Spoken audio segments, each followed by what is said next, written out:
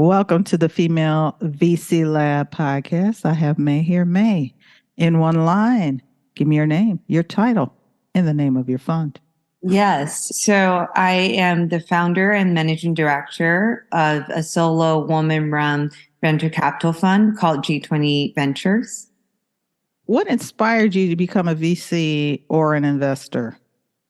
That goes back to 2017, and my kind of background to going to VC is that I organized an intercollegiate student entrepreneurship club that regularly gathered student entrepreneurs from top 20 universities in the US. Mm-hmm. And I had a lot of access to great ideas and great founders. And I was thinking to myself, what's the most direct way to support all those members? The answer is pretty clear, which is to financially back them. So that kind of situation encouraged me to start my first VC fund when I was a junior in college out of my dorm room. Oh, wow. That's awesome. It's fun. Yeah. Tell me a little bit about your investment thesis and kind of the motivation behind your thesis. I started my first investment thesis in the future of retail. And I was seeing this movement back in 2016, 2017 of the direct consumer brands. If one recalls, it's Casper, Away, and had a lot of confidence in that movement, redefining the retail history. And I made a bet back in 2017 into Burrow. I met the founder while he was a Wharton student. Now Burrow is one of the widely known brands, but I was really excited about this movement and also the B2B infrastructure companies that support those emerging consumer brands. Mm-hmm. I was captivated by product innovation, personalized experience, and luxury goods made to be more accessible. Mm-hmm. And post-graduation, I furthered my thesis into the category of the future of healthcare and the future of edtech. Okay. And I was very interested in the growth of telehealth and how that's a signal of this need and urge to redefine the interactions between providers and patients. Mm-hmm. So now that the consumers have all the technology available to them, they're seeking not only successful outcomes, but also high quality experiences. And also regarding edtech, I was very intrigued and excited by the rise of in-home learning during COVID. Mm-hmm. And I see a continuous growth in that category, especially inspired by the demand of students, parents, and educators alike. Mm-hmm. So I'm very interested in educational tech in the age of AI and how one use AI enablement to really make education more available and accessible to everyone, not just people from elite city, but also mass America, your veterans from Midwest, your single moms from South of America. That's also something that I'm extremely passionate about and something that I really can connect to, given my background and how America has shown me great opportunities ever since I got here. I like that emphasis of the education, because now as an individual, you can have access to things like Harvard classes and certain other things that you couldn't have access to before.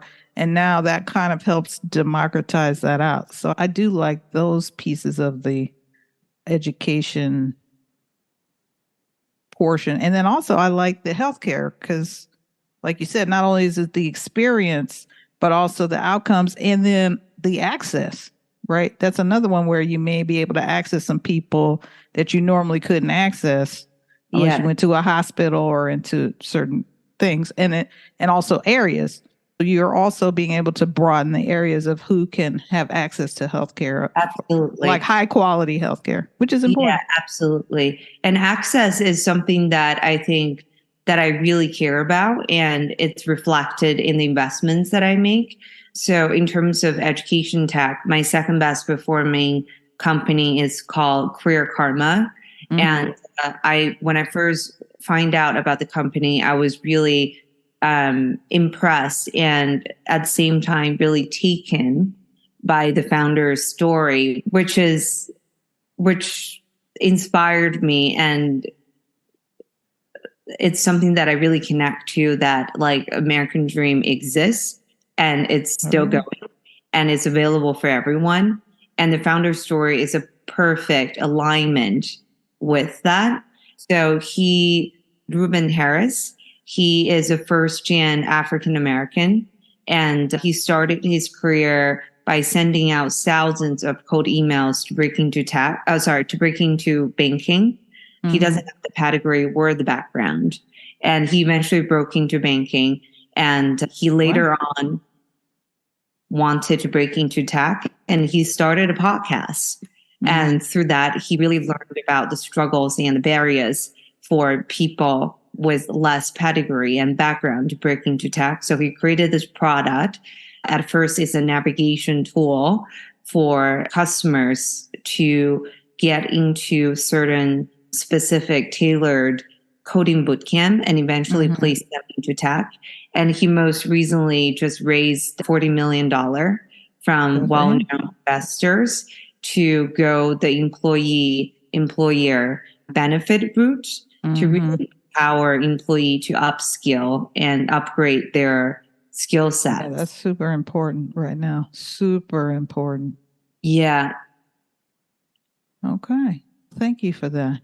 So what are you currently learning or listening to or reading these days? So my college degree actually was in English literature. So I also went to UC Berkeley for a year. So there's a connection there. Go Bears. Yeah. So I have always been very interested in the author world and the contemporary authors. So one of the blogs that I read every day is by American author Seth, Seth. Mm-hmm. And I was reading about this blog post today, which resonated with me. It's about asking a favor and how the hustle culture so far has discovered asking a favor has been a great way to seek connection. But the blog post was also saying that, well, I'm quoting right now, that how civilization fades as a result of entitlement related to asking a favor. So how one should really view that courtesy, that gesture, is that when a person hustles to ask a favor, it's a two-sided street. And also the person that's giving the favor should recognize that as a moment of connection. And there is something to gain from both parts. So if one were to view that favor asking is actually a moment of connection instead of just a transaction. Everything's a transaction, which everything is not. That leads to great outcome. And I thought that was a great acknowledgement of this kind of action that we make. And I started my career asking a lot of favors, and I reached out to a lot of VCs and became close to a lot of emerging fund manager. I'm currently in the emerging fund manager circle organized by J20 Ventures. Mm-hmm. So I see how that asking for a favor, asking for education, asking to be each other's echo chamber for some ideas could lead to great outcome. And it certainly led to where I am right now, and to be part of many small circles that really see value of coming together to be each other's support. I'm also on the verge of organizing a community around successful immigrant founders, specifically for That's the founders who recently cashed out just their company. And now they're at a point in their financial life to really consider maybe the formation of a family office, maybe to think about very strategic allocation of their newly earned capital. And I hope to form a community that people could come together, talk about that, and offer each other's resources and ideas. And I also feel like immigrant founders we have this layer of trust that's inspired by our shared story of coming to America and creating something and being established here.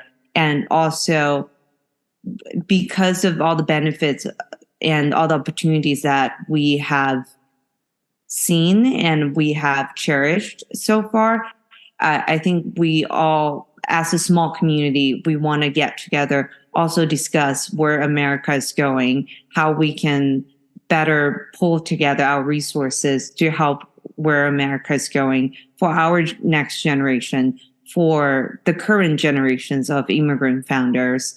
So that's something I'm also very passionate about. And in terms of asset allocation, I also think in the past, a lot of founders aren't able, it's very attractive and it's known to allocate your capital into tech, and whether that's VCP or hedge fund. But also I think there are many interesting and less accessible historically asset classes that people can explore, like sports as an asset, media as an asset. So I hope to build this community that we can explore opportunities across the board and support each other at each step of the growth point that's correlated with their financial life. That's awesome. So here's the bonus question. Everyone gets it. Love that. In 2 years, when we're talking, how do you see venture capital or investing having changed or evolved? And I think some of it's come out of your question, but what else do you potentially see making a change in venture? Yeah, that's a question that I take it to heart and I've been thinking a lot about, and I would love to see changes in venture capital world landscape going forward. So not intentionally, but just perhaps due to the ease of connection and a deeper understanding, I invested my portfolio, which is 19 investments. I supported 79% of my portfolio is diversity founder, and they have proven to create ROI. So it's not only that one wants to support those diversity founder for it's purposeful and intentional, which is what I hear you saying indirectly. For a great cause, but also I deeply believe in the financial outcome of supporting diversity founder. It has been true. It has been proven for my past 5 years experience. My 100%. Best performing founder is a Latin Mexican guy who doesn't have any American pedigree. Now he's a little short of a unicorn, creating, aiming at to be the largest logistical platform in Latam, specifically mostly focused on last mile delivery. It's called 99 Minuto. And I've also supported 2 Asian American women founders. And they have also expressed that, for example, the founders of Fuse Inventory, they're both out of Stanford and majored in computer science. But when they went out on their roadshow to fundraise, people still doubt their ability to make an AI product just because they're women. So I think by having more diverse faces sitting across the table, I think there's going to be more understanding and connection and potential for success. Wonderful. How do people contact you? I think the best way to contact me would be through email, which is may@j20ventures.com. Thank you so much, Mei Lee from J20 Ventures, for being my guest on the Female VC Lab podcast.